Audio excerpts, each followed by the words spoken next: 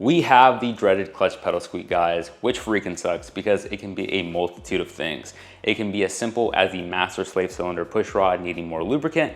It can also be the clutch fork, the pivot ball, or worst case scenario, it could be the pressure plate, which would freaking suck because that would have to be us pulling the motor or dropping the transmission in order to fix that, which regardless, we're gonna be doing here shortly anyway, because I already have the Exedy triple disc clutch that's gonna be going in the STI for our next iteration of the build. Now, I noticed this noise when I was driving home from the shop. I was coming back and I said, wow, the clutch pedal is really squeaky, and the noise is very prominent once you almost fully depress it to the floor, and that's when you really hear it, and it's obviously a lot more noticeable when the car's in here and things just echo all over the place. So the goal today is to diagnose and fix the issue, of course, and we're gonna be doing that ourselves. Guys, every time something like this happens, you just have to think, great, this is another opportunity in which I get to learn more about my car and potentially get to help other people when they have that same issue. What you guys are looking at is my 2017 STI for the new viewers on the channel.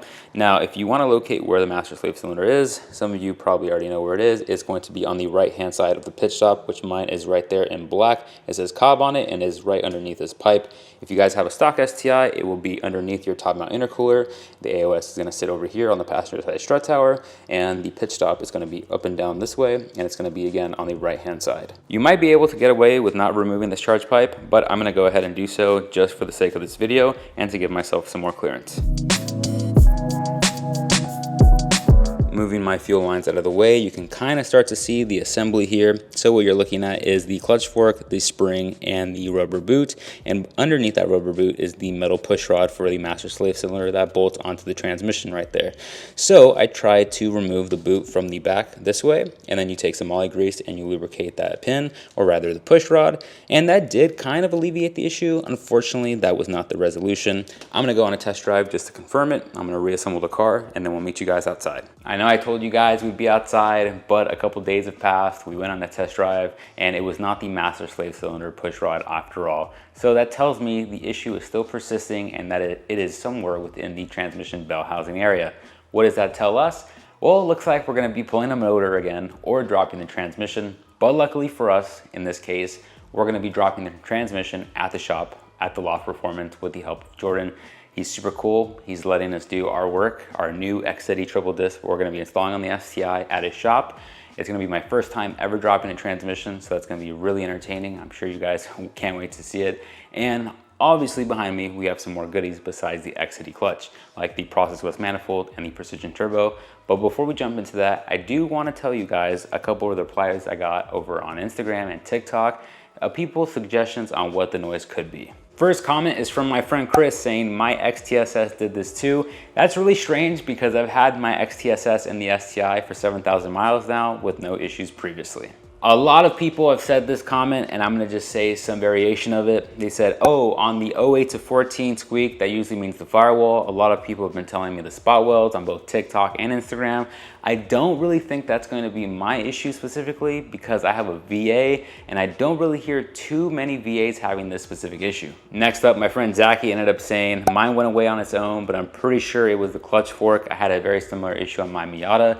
I don't know if it's the clutch fork, but odds are it's going to be something like that within the transmission bell housing area, either the clutch fork, the pressure plate, or the throwout bearing, in my unprofessional opinion. And last bit of things to mention, I have a lot on my plate right now and a lot of news to deliver to you guys, so I try to rattle this off as fast as possible. So right behind me, we have the Process West manifold, a new exhaust housing because we're stepping down from the 0.96 to the 0.81 on my 6870, as well as obviously the Exedy triple disc I've already mentioned a billion times in this video.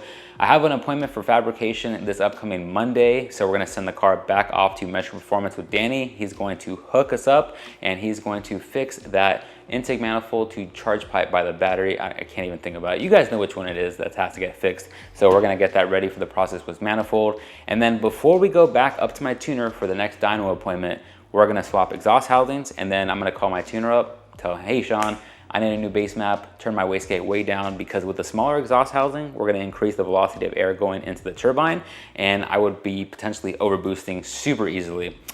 So that's gonna be awesome. And I'm really hoping with this new exhaust housing we're gonna get some more responsiveness, some more streetability, I guess you could say, out of the 6870, because again, it's just a complete lag fest, and until the turbo actually wakes up, it's honestly a pain in the ass to drive. Now, as far as the install for the Exedy triple disc, I know some of you are really interested to see my feedback on that as well as the install. Trust me, I am too, especially because we might get around to playing with flat foot shifting with my tuner.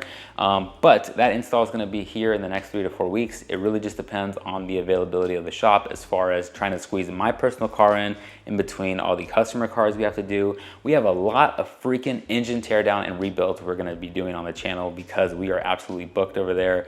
And trust me, a ton more content is coming out, man. So make sure to subscribe.